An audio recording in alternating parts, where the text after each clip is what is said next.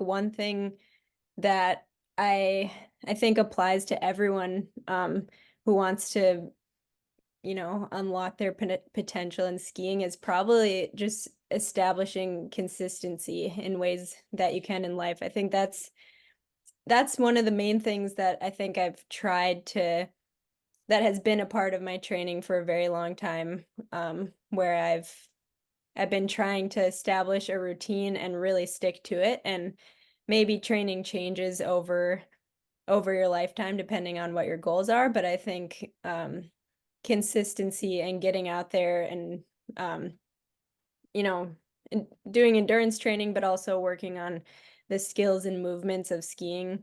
The more you can do that very often, I feel like that really translates to some good outcomes, whether you're a junior looking for a yeah, looking to qualify for a world trip or a master looking to finish the Berkey. I think just making skiing a big part of life in a routine is a great starting point for that.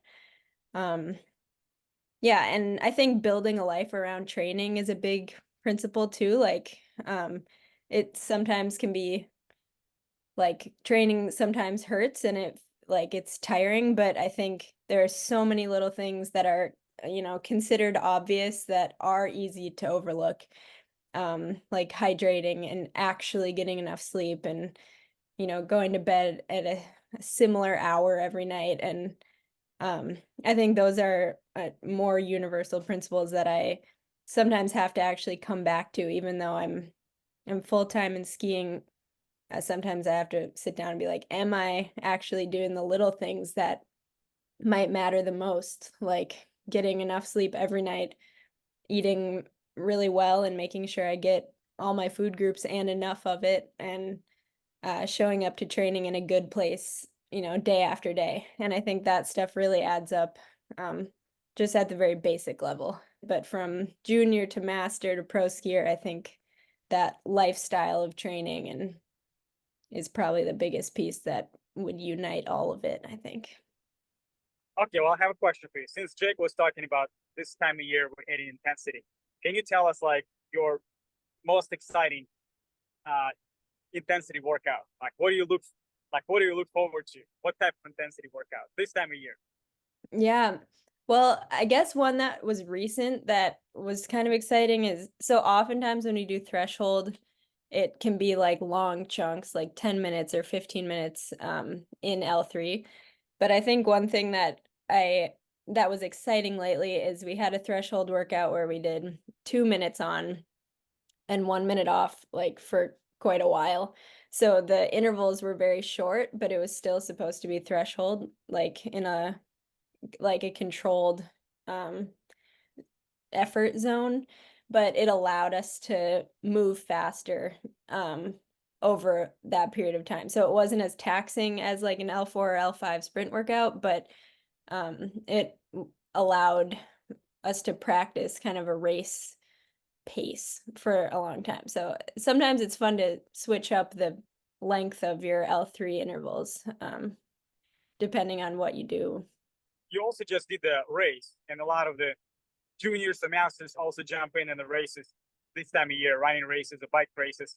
So do Mhm. you like peak specific for the race? So you get ready for the race, or you just train and jump in the race? How do you approach like racing in the off season?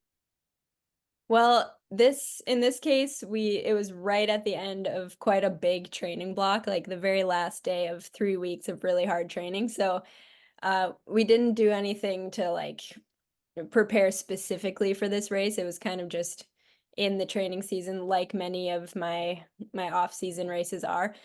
And I think my approach is I just like to do them and really not overthink it because I think it is kind of easy to think about all the training you've done and maybe you're tired or maybe the little details of like how the race will make you feel. But I think all of that is good in race season, and in the off season it's kind of good to just build up that toughness of like I'm just gonna race, I'm gonna do what I can on the day and not worry about it because I think people's bodies can do more than they think, and sometimes you just got to get in the habit of racing and making do with it and not sweating the small stuff. So, yeah.